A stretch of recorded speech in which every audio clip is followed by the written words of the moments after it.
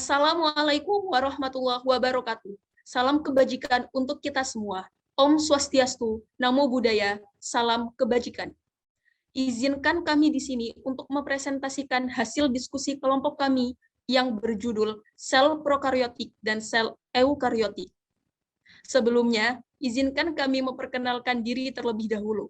Perkenalkan, nama saya Siska Husnun Afifah dengan NPM 2113023 dan rekan-rekan kelompok saya. Saya Putut Airlangga dengan NPM 2113023011. Saya Ania Febiola, NPM 2113023015. Saya Tia Amelia, NPM 2113023043. Baik teman-teman, langsung saja kita masuk ke pembahasan materi pertama yang akan disampaikan oleh Saudari Tia Amelia. Halo teman-teman, perkenalkan saya Tia Amelia. Di sini saya akan menjelaskan tentang sel prokaryotik. Sebelum saya menjelaskan tentang sel prokaryotik, kita juga harus tahu apa itu sel. Sel adalah objek paling sederhana yang bisa disebut hidup. Sel merupakan unit terkecil yang menyusun tubuh makhluk hidup dan merupakan tempat terselenggaranya fungsi kehidupan. Sel terbagi menjadi dua kelompok, yaitu sel prokaryotik dan sel eukaryotik. Sel prokaryotik merupakan sel tanpa membran inti. Sel ini berukuran 1-10 nanometer. Sel prokaryotik memiliki materi genetik berupa DNA yang tidak dibungkus membran inti. Aktivitas sel terjadi pada membran plasma dan di dalam sitoplasma. Sel eukaryotik. Sel eukaryotik umumnya memiliki ukuran lebih besar daripada sel prokaryotik yang berdiameter 10-100 nanometer. Kata eukaryotik ini berasal dari kata Yunani, eu artinya sejati dan karyon bagian dalam biji. Sel eukaryotik bergerak dengan silia atau flagel yang kompleks. Sel eukaryotik mempunyai dua membran sitoplasma dan membran inti.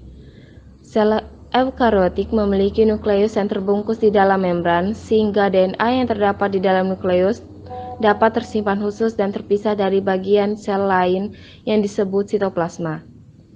Sitoplasma sel eukaryotik terdiri atas berbagai organel yang tersuspensi dalam sitrosol yang cair. Di samping itu, terdapat juga jenis organel lain yaitu mitokondria dan kloroplas yang terbungkus di dalam dua lapis membran, yaitu membran dalam dan membran luar, yang memiliki perbedaan dengan membran yang membungkus nukleus. Bagian organel yang ditemukan pada sel hewan maupun sel tumbuhan. Walaupun demikian, sel ini mempunyai ada pada masing-masing sel karena berbagai yang berbeda satu sama lainnya seperti bentuk dan ukuran. Kategori sel berdasarkan ciri yang teramati dan ciri spesifik yang membedakan. Sel dibagi menjadi dua jenis, yaitu sel prokaryotik dan sel eukaryotik. Perbedaan ciri-ciri antara sel prokaryotik dan sel eukaryotik diantaranya dilihat dari kategori membran plasmanya. Sel prokaryotik memiliki sitoplasma yang mengisi wilayah antara nukleus dan membran plasma, sedangkan sel eukaryotik memiliki sitoplasma yang mengisi seluruh interior sel. Dari kategori letak kromosom pada nukleus, sel prokaryotik memiliki satu atau lebih linear di dalam nukleus, sedangkan sel eukaryotik memiliki satu kromosom melingkar di wilayah nukleot. Dari sejarah ditemukannya, sel prokaryotik pertama kali ditemukan kira-kira 2,1 miliar tahun silam, sedangkan sel eukaryotik pertama kali ditemukan 3,5 miliar tahun silam.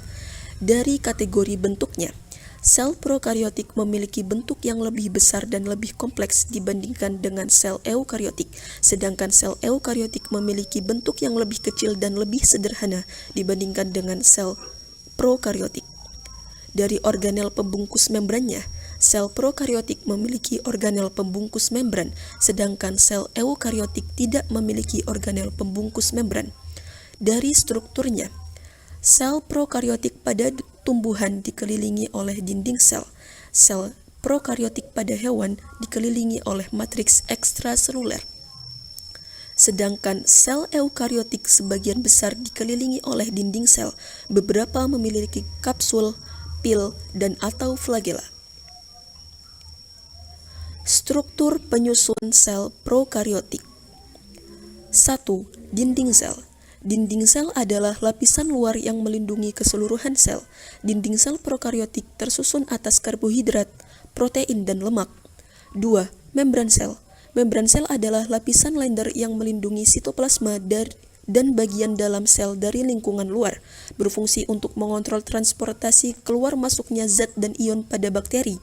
Membran sel tersusun atas lapisan fosfolipid yang terbentuk dari protein dan karbohidrat. 3. Sitoplasma. Sitoplasma merupakan bagian sel terbesar pada sel eukariotik. Pada sel prokariotik, fungsi sitoplasma adalah sebagai tempat berlangsungnya metabolisme sel. Sitoplasma terbentuk dari cairan yang tersusun atas air, lemak, protein, serta mineral. 4. Ribosom. Ribosom tersebar di seluruh sel dan berbentuk butiran bulat yang tersusun atas protein dan RNA. Fungsi ribosom adalah sebagai tempat sintesis protein. 5. Materi genetik. Materi genetik sel prokariotik terdiri atas DNA. DNA merupakan pembawa informasi genetik dalam urutan nukleotida atau basa-basa pembentuknya. RNA. RNA adalah hasil dari terjemahan informasi yang dibawa DNA, sehingga dapat dikatakan bahwa RNA adalah turunan dari DNA. Struktur penyusun sel eukariotik. 1. Membran inti sel. Membran inti sel adalah lapisan pelindung inti sel yang bersifat selektif. Membran inti sel tersusun atas karbohidrat, protein, dan lemak.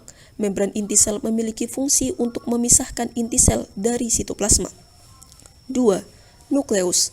Nukleus adalah inti sel tempat terdapatnya kromosom yang tersusun dari materi genetik DNA.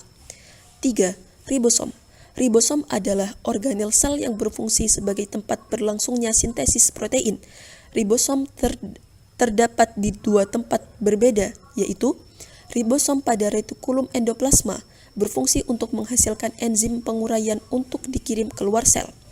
Ribosom pada sitoplasma, berfungsi untuk mensintesis protein untuk sel tersebut. 4. Retikulum endoplasma. Retikulum endoplasma adalah serangkaian membran yang terkumpul dan membentuk semacam kantung. Retikulum endoplasma dapat dibagi menjadi dua, yaitu retikulum endoplasma kasar, berfungsi untuk tempat melekatnya ribosom serta membantu proses sintesis protein di dalamnya. Retikulum endoplasma halus, berfungsi untuk mencerna karbohidrat, mensintesis lemak, dan menetralkan racun. 5. Mitokondria. Mitokondria berbentuk lapisan atau membran yang meliuk-liuk dan berdempetan dan berfungsi sebagai tempat respirasi sel untuk menghasilkan energi. 6. Badan Golgi. Badan Golgi adalah organel eukariotik yang mempunyai dua fungsi, yaitu A. Untuk membentuk lisosom dan protein, dan B. Mengolah kembali hasil sintesis protein retikulum endoplasma. 7. Lisosom. Lisosom adalah organel sel yang berbentuk bulatan kantung membran.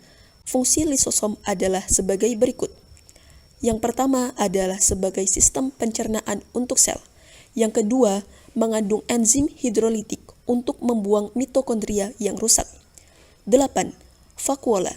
Vakuola adalah kantong membran sel eukariotik yang berfungsi untuk menyimpan cadangan makanan sel.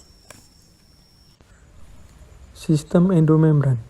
Sistem endomembran adalah suatu sistem yang meliputi berbagai jenis membran dari organel-organel yang dihubungkan melalui vesikel.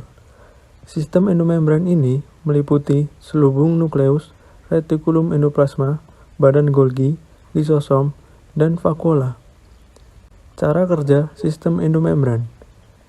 Hasil translasi berupa asam amino akan ditransport dari nukleus ke retikulum endoplasma melalui selubung nukleus. Selubung nukleus ini bersinggungan dengan retikulum endoplasma yang kasar dan retikulum endoplasma yang halus. Sebagai suatu media untuk menghubungkan sistem endomembran secara tidak langsung, retikulum endoplasma menghasilkan membran berbentuk vesikula transport yang akan bergerak menuju badan Golgi, membawa asam amino hasil translasi, dan di badan Golgi akan terjadi modifikasi struktur molekuler vesikula. Selanjutnya, badan Golgi melepas vesikula yang menghasilkan lisosom dan vakuola. Vesikula yang dihasilkan di retikulum endoplasma dapat bergabung untuk memperluas membran plasma dan menghasilkan protein, sektori atau produk lainnya keluar sel. Kesimpulan, sehingga dapat disimpulkan ada dua macam sel berdasarkan ada atau tidaknya membran atau selaput inti, yaitu organisme prokariotik dan eukariotik. Secara umum, struktur dan proses dalam sel prokariotik tidak memiliki membran inti, sedangkan sel eukariotik memiliki membran atau selaput inti sel. Sehingga adanya membran ini, maka materi genetik tidak tersebar ke seluruh sitoplasma sel. Demikianlah hasil diskusi dari kelompok kami. Jikalau ada salah kata kami mohon maaf. Kami akhiri. Wassalamualaikum warahmatullahi wabarakatuh. Sampai jumpa.